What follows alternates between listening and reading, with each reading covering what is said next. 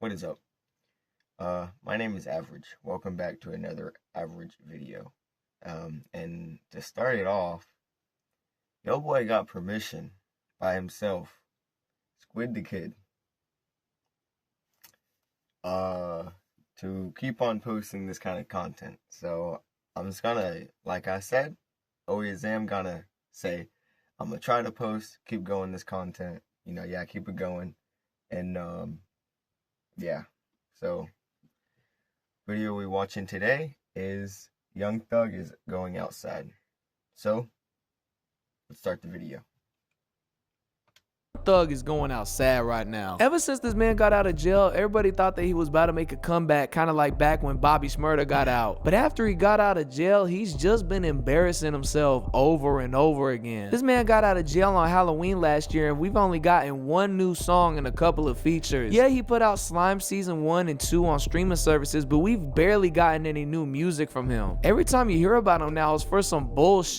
After he got out of jail, the first thing Thug did was go on Twitter and say how him and Gunna ain't friends anymore. This didn't make any sense because his lawyer worked his ass off in that case to let him work with Gunna, and now he want to cut him off and start calling him a rat. This was a really stupid look for him, and everybody was calling him out for this shit.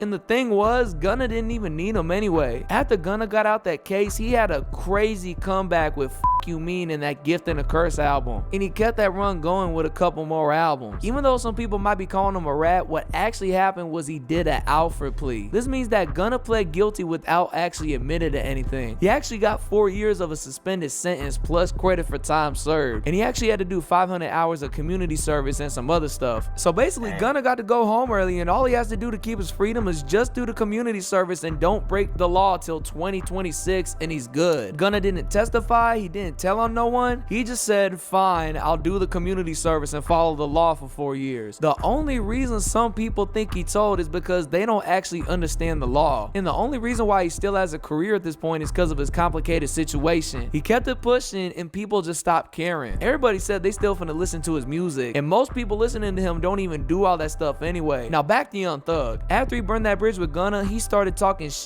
about the DA, the Atlanta police. He was talking shit about the same people who just barely let him off with 15 years of probation and all them other rules he gotta follow. This man was really risking his freedom just to talk shit on Twitter. He almost went back to jail until the judge let him off with a warning. A month later, he made himself look even more stupid after he called Kid Cudi, out of all people, a rat. Now what happened was Diddy went on trial, and it turns out Diddy actually blew up Kid Cudi's car back in 2012. Cudi went up on the stand to testify against him, and that's it. This was a really bad look for him, because one, Cudi ain't even a gangster. You ever heard of Day and Night? Day and night, the lonely loner seems to free his mind at night. He's clearly not a gangster rapper at all. And two, if you getting mad at Cudi testifying, are you defending Diddy? Young Thug, why are you defending a pedophile? Everybody was starting to look at him sideways after this, and what happened next would basically ruin his reputation. Recently, an interrogation tape leaked of Young Thug talking to the cops after that one time Pee Wee Roscoe shot up Lil Wayne's tour bus back in 2015. He was talking to the cops for almost 2 hours, and apparently this tape originally leaked onto the internet 2 years ago, but only now everybody's hearing about it. Listen. Yes, sir. Promises. Make promises. Just we'll keep promises. Whatever you anytime you ever think you want to know anything, tell me. I'll tell you anything. But don't tell the world. Don't tell the world, but I'll tell you anything you want. Coming from the same man who was calling everybody a snitch and a rat was the same guy who was telling the cops everything in that interrogation room. Now this all makes a lot more sense. The reason why Thug was going so hard on other people snitching was because he was just projecting. He want to act like he never ever said nothing to the cops, and he think that getting on to other people for talking to police finna hide the fact he did the same thing. And when everybody started calling Young Thug a snitch, all of a sudden he's moving the goalposts. And in another tweet, he basically admitted that he did cooperate with police, calling it an honest mistake. Now look, I don't really care if you're trying to get yourself out of a situation when you didn't do nothing, but when you go around shaming people for cooperating with police when you did the same exact thing in the past, you're a goddamn hypocrite. Young Thug, you are in your 30s. You're a millionaire, still talking about street politics when you got rich years ago. What are you doing? All you had to do after getting out of that jail was shut up and drop that album. You didn't even need to say all that shit on Twitter. What was the point? Speaking of Twitter, Young Thug is getting cooked on Twitter Twitter right now. He is having a much worse time than Bobby Shmurda did after he got out, because at least Bobby wasn't a hypocrite and going around embarrassing himself. With Bobby, all that happened was he got out of jail and barely did anything. I think it's way better to fade out instead of going out sad, because at least you still got your dignity. Because on the other hand, you got Young Thug over here on Twitter ruining his career more and more with every tweet. Now he's going out like Kanye. And when you think it couldn't get any worse, some phone calls that Young Thug made back in jail just leaked, and Young Thug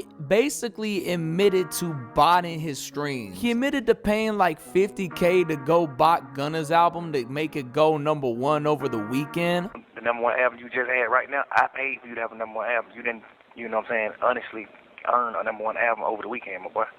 I paid for that shit. I never said that to him. I never told him that, you know, cause we just got the plug on that. You never earned a #1 album.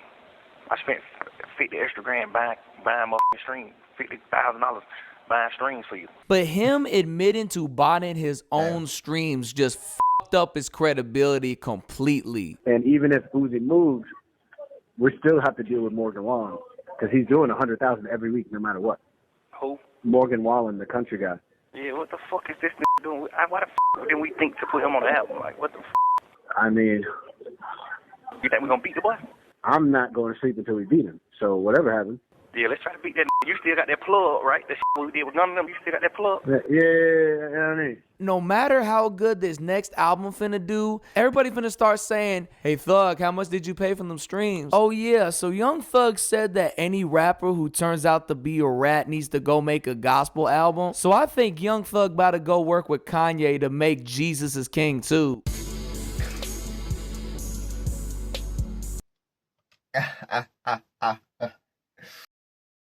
So, yeah, that is Young Thug is going outside. So I would like to say thank you, Squid the Kid, for letting me do this. Yeah, I don't know what else to say, but see you next time. Cast spells, goth angels better than Nirvana Tricast Ho.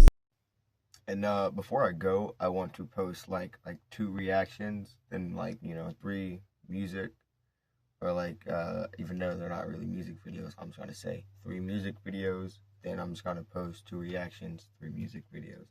I'm just gonna try to go with that schedule, because I guess that's kind of what it looks like. So yeah, see you. Cast spells, goth angels better than Nirvana Tricast Ho.